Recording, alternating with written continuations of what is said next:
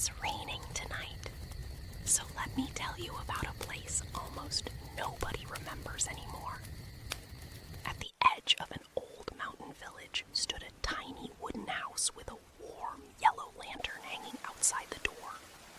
The strange thing was, no one had ever seen that lantern go out. Every evening, just as the first raindrops touched the ground, an old man would quietly light the lantern. Then he'd place a small kettle on the stove, make a cup of tea, and sit beside the window.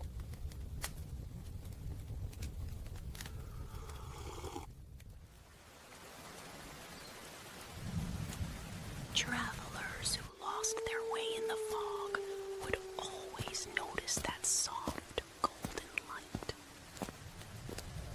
When they knocked gently, the old man never asked where they came from. He simply smiled.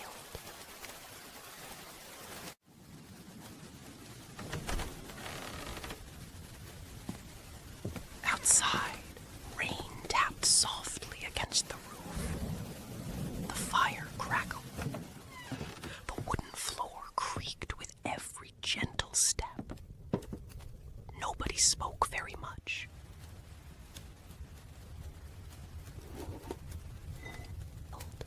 Poured them a cup of warm tea and said, "You must be tired.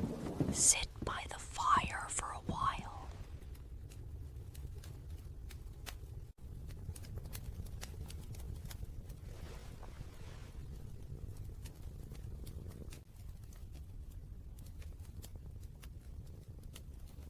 Sometimes silence can feel kinder than words. The travelers would rest for a while before continuing their journey. Years passed. The old man grew older. His hair became white like winter snow. Yet every single evening, the lantern still glowed. People in nearby villages began saying that the lantern wasn't made from oil anymore. It was lit by kindness. One winter